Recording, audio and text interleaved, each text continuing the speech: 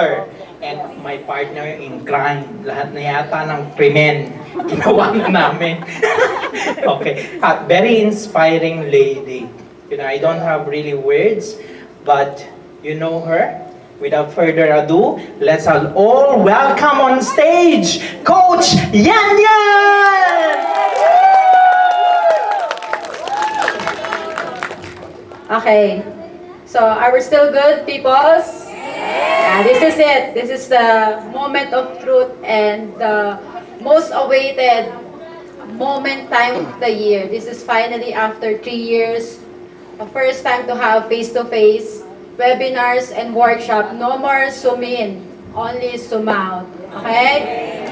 So all good. So before we start, I would like to say thank you first for all the people here. Before I forgot, of course, all accounting people, shout out to my admin, accounting people, PBSA, and for those people in Tribe.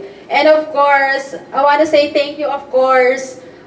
You know what, after Joe told me that he's going to have a webinar here in the Philippines, he requested, who is the person or the speaker you want to invite?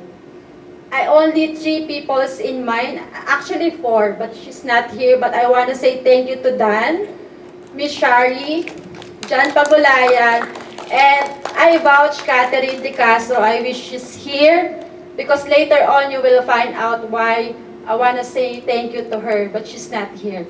But anyway, just want to continue my thank you speech before I forgot. Of course, Bedrock team. Bedrock babies, and because I was once a Bedrock babies. So, I don't want to make this story long, but I've also worked in Bedrock for a month.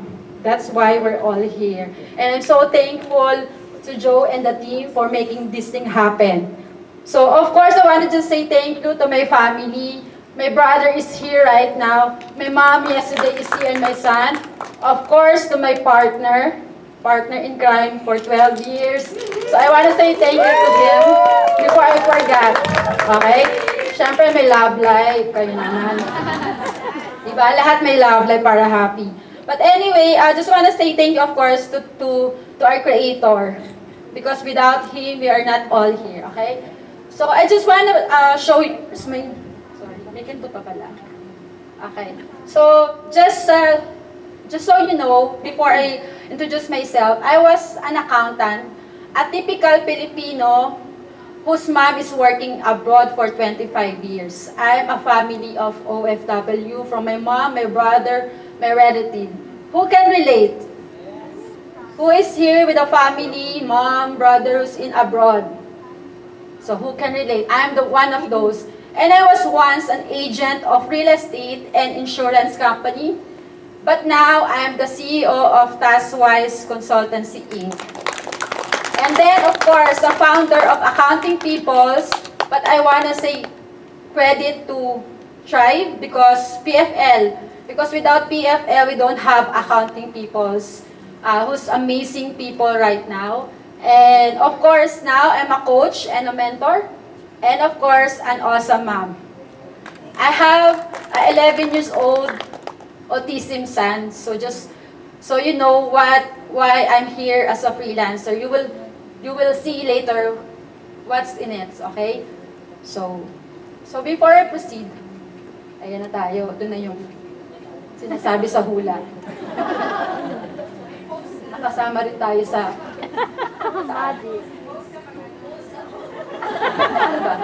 Wi-Fi. Yan pala yan. So, I just give you a brief overview what's my life before I went to freelancing. Again, I'm just a typical corporate employee for 17 years. From being data encoder and eventually become accounting manager in one of the manufacturing company in the Philippines, in Cabuyao. And this are my bosses.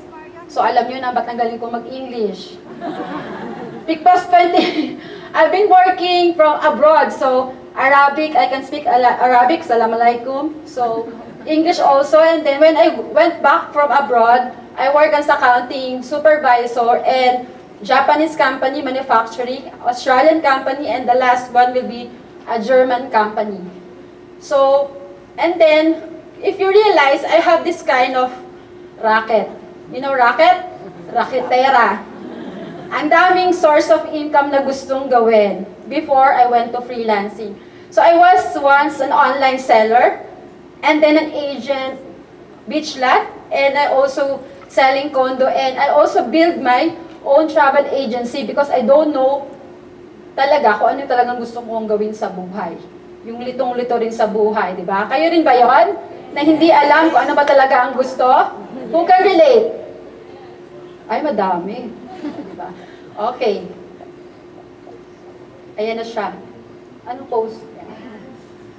So, eventually, after selling those things, I was discovered one of my unit head in one of the insurance company here in the Philippines, which is Manulife.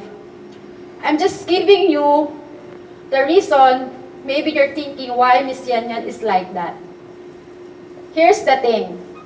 I remember my mentor told me, Miss Lita de las Llagas told me, if you want to be successful in this kind of industry, you have to create a proof. Filipino, or most of the people, want a social proof. So do whatever you can to be on top.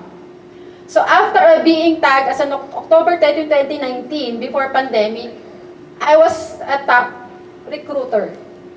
Now you know why we have 8,500 in accounting peoples, right? Top recruiter. And then I was also the one who has lot of cases. I can close cases. I remember March 2020, 7 cases, and April 2020, 10 cases. So that time, I don't know the reason why my mentor told me, just be on top, just do it, just follow what I've said to you, just attend trainings, just listen to all the meetings, just attend anytime you can. And I remember, before pandemic, I was traveling from Batangas to Ortigas. Imagine the traffic every Monday. I have to wake up 5 a.m. to be on Ortigas 7 a.m. because our meeting is 9 a.m. So I was there twice a week. Imagine. But I don't complain because that's my mentor told me, just do it. So eventually, I've been the top, and remember, I was once of the qualifier in Bangkok. I manifest myself be in Bangkok 2020, February 2020. And last month, alam nyo na, nasa Bangkok ako last month. Because I manifest that I want to travel the world for free. So it happens, okay? So that's my story before the pandemic hits. So who among you ang hindi naapektuhan ng pandemic? Kindly raise your hands.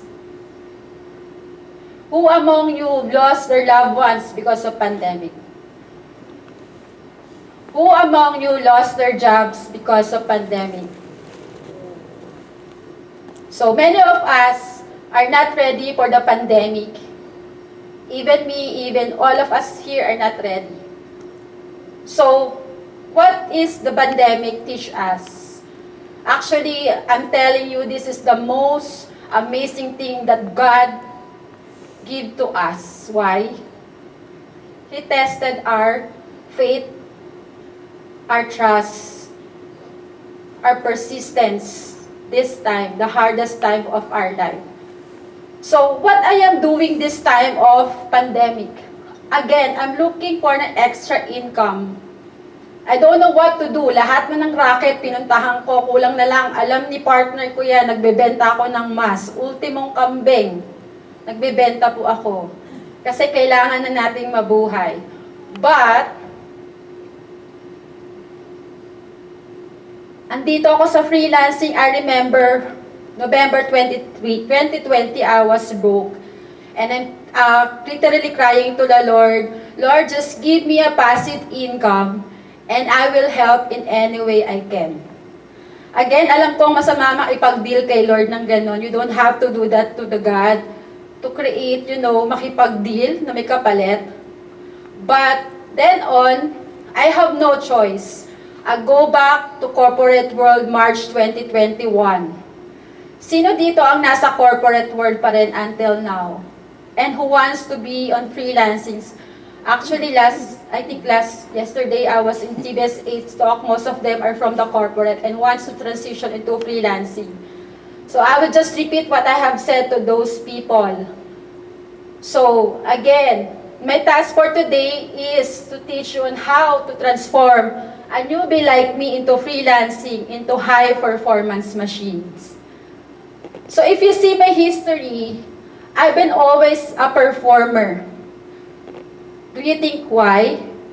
Why do you think why? Sorry. I was an obedient person. So to be a successful person, you have to obey first to your mentor. You have to listen before you complain. Because they've been there, done that. So for those newbies, we're here, all coaches are here. All you have to do is just to listen and follow what are we telling to all of you, okay? So, okay, the task that I'm na-assign sa akin, Tagalog na lang, okay? Assign sa akin is mindset, skills, and network. So, I put in 3 bullets because I think this is the most important thing that you have to learn. Why until now, seeing me winning, kabila, sinasabi na dito, may wins na naman si Miss Yana, may wins na naman siya. So I just do the right ingredients to be successful. Actually, I'm not successful today. I'm also not successful tomorrow. I am successful the day I said to myself, I want time and financial freedom. So I want to congratulate all of you because now you are successful. Are you agree? Yes. Did you agree? Yes. So for now on, I want you to tell yourself, I am successful. Can you repeat what I have said? I am successful. Alright, be obedient. O, diba? Napakabait. Sige. Number 1 is the mindset. Okay. Parang wala nang use tong ano ko, no? Diba? Wala na. Sige. Mindset. Anong pose? May pose talaga siya. Okay. Number 1 is abundance mindset. So, when we say abundance mindset, this is the thing that should always be saying thank you every day. You know, there's walang greedy, anything in your mind. In our field, we're not a competitors. Did you consider yourself or me as a competitors? Kahit nasangga sa isip nyo, si Miss Jen, competitors ko yan. Dumating ba sa isip nyo, yung katabi nyo ngayon, yung kasamahan nyo sa every group, competitors nyo? Of course not. We call ourselves collaborators. Competitors versus collaborators. Okay? Remember that. And also, you should be a person self-motivated. When we say self-motivated, you don't need me or any one of us that magmo-motivate sa'yo everyday. Dapat ikaw mismo are motivated, waking up each and every day to do the things that will be aligned to your goals. Alright? So the next will be goal-oriented. When we say goal-oriented, you're always on the go. Who's here when we say, you see our post that having a webinar or this event? When we post the event, are you the one or are you the type of the person who will say, I want to go there? Sino dito yon? Yung laging kompleto sa webinars ko lagi, si Jazz, ayan. Napag-usapan namin kahapon, yung laging present sa webinar ko, kabilala ko. So, sino lagi yung nasa free webinar? But anyway, when I say goal-oriented, so, you are very clear on what you really want. Clarity. As JTL and other people here say, Ms. Shara also said, clarity on what, ano ba talaga yung gusto mong marating sa buhay or ano bang gusto mo talagang gawin. Okay? And yeah, kasunod niyan yung clarity on your goals. And you can write, ako kasi hindi rin ako masulat na tao, although I have this one. Pero again, at the back of my mind, I really want a time and financial freedom. I also don't know how to do it or what's the resources for that, but I'm very sure what I really want. I want you to guys to reassess yourself what you really want after this workshop. You really want money? You really want time freedom? Or you really want a better person? Sino kayo doon? Or you really want to be a God's servant? At the end of the day, after you have these things, sabi nga natin, I have whys. I'm giving you 4 things. I have four reasons why I'm doing this, and all of the speaker here, and even you, I'm telling you why. First is your why, your family. Second is your personal growth. Tama ba? Third will be, ito yung lagi kong ine-emphasize in my, this year I realized, and I'm very sure right now, that the third one will be the calling. Diba sabi ko dati, job is only just to pay your bills. Tama ba? Pumapasok ka para lang makapagbayad kay Judith, Jonah, at money. Tama? So, pero, after that, you have a career. Si career is something that you really want to do. But the end of the day, after all you have the money, after all you have gained all the career, you're satisfied, but there's some missing pieces, right? Are you the type of person na ganon? Ako kasi ganon, hindi ko mahanap. Until this year, now I can say, this is my calling. Live life with purpose. And the fourth one again will be, I am a servant of God. I am doing this because I want to follow God, that you should help other people. Other people, other clients. Yeah, so yan yon. Okay? Are we still good? Yes. Okay, may Zumba session. Yung iba inaantok na. Nakita ko dito, inaantok na. May 10 minutes Zumba session tayo. Hindi ba kayo na-inform? Okay? Meron nga. Tatawagin ko yung inaantok na sudyo. Okay? Seriously, but, yeah. So, the next will be the skills. So, remember, when I was in insurance company, this is all new to me. That's why I took accountancy, because I don't want to be on sales. Hindi ako ma-marketing na tao. And even, I'm not a teacher, kaya hindi nga teacher ang kinuha ko, sa ayoko magturo. Right? So, but then, I've learned, my mentor told me, unlearn to learn. So, if you're a newbies, you have to take out all those things that are in your head and always be a newbie. Like, you don't know everything, you don't know anything, you should ask question. Okay? So, as a newbie, the skills that you have to learn is this one.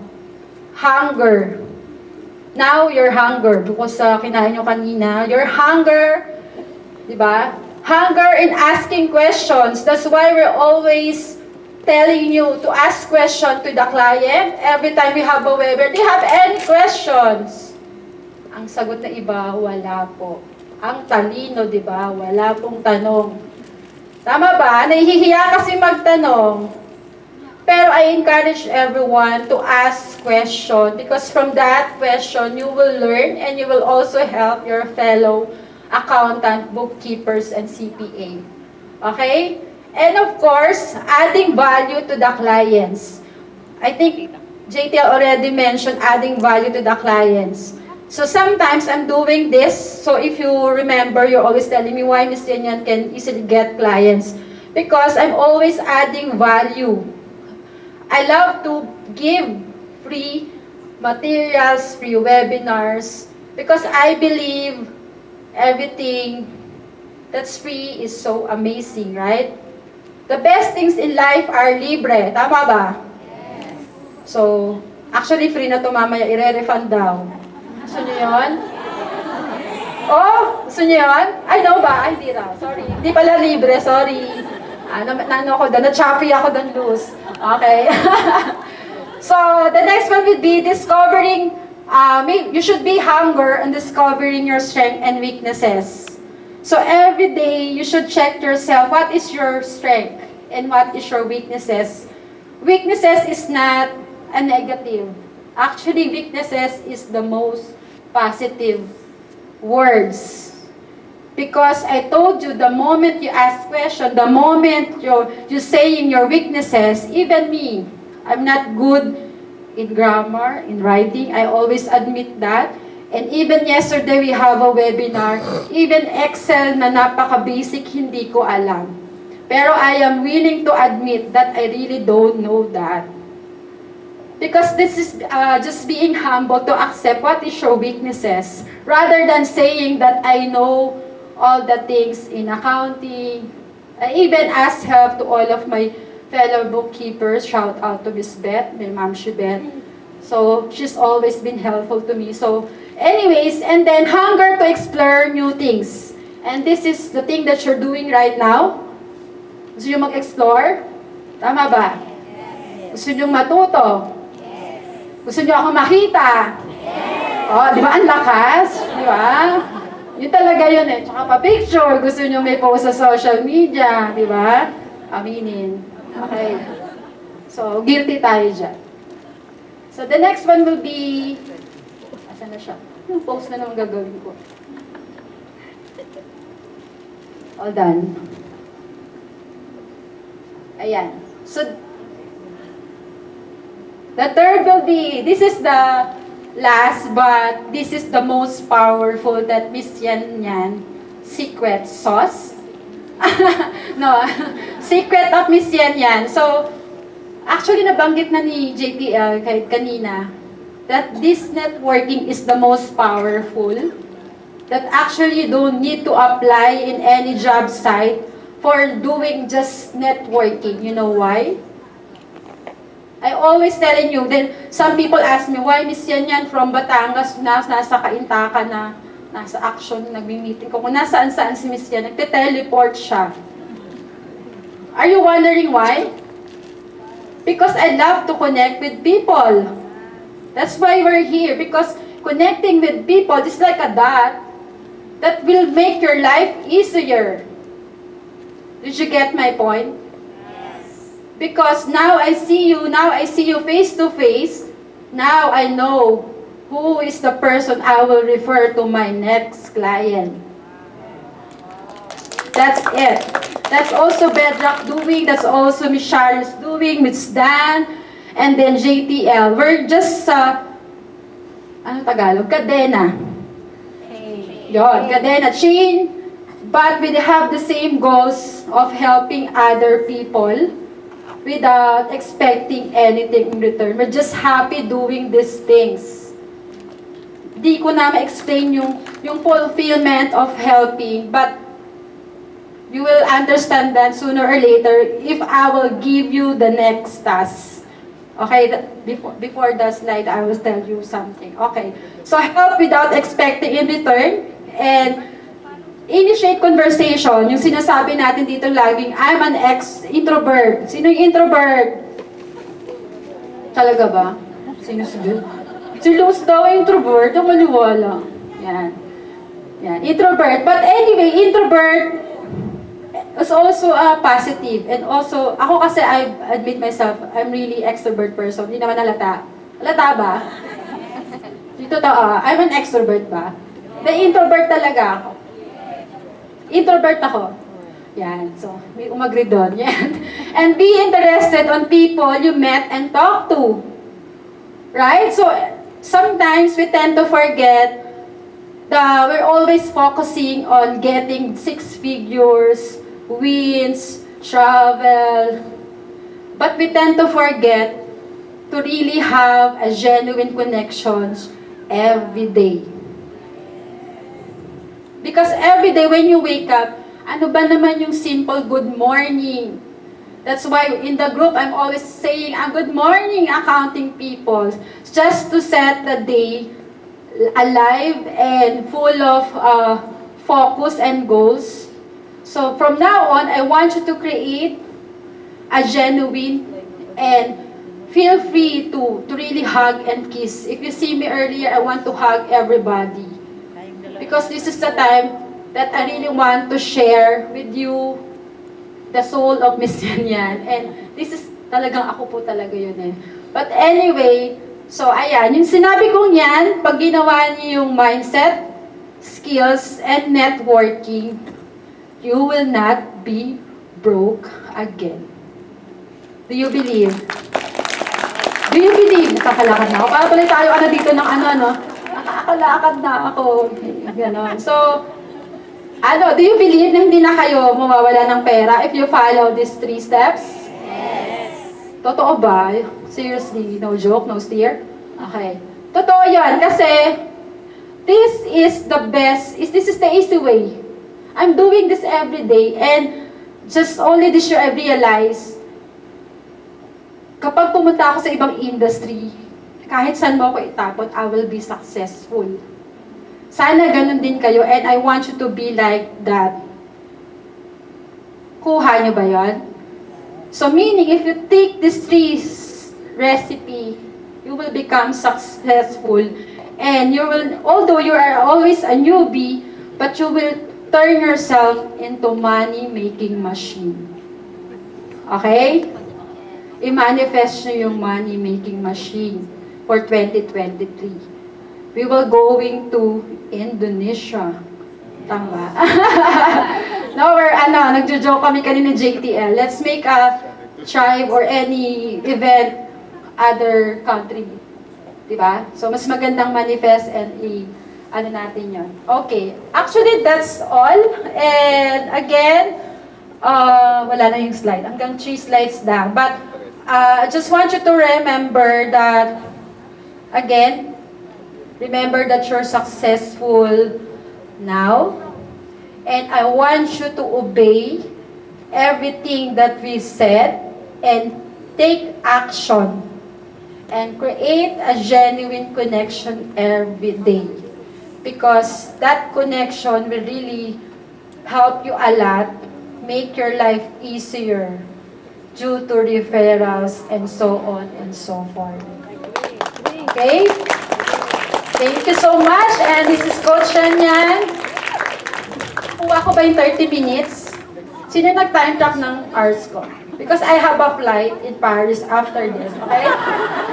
That's all. Alright, thank you so much, Coach Yan, for such a powerful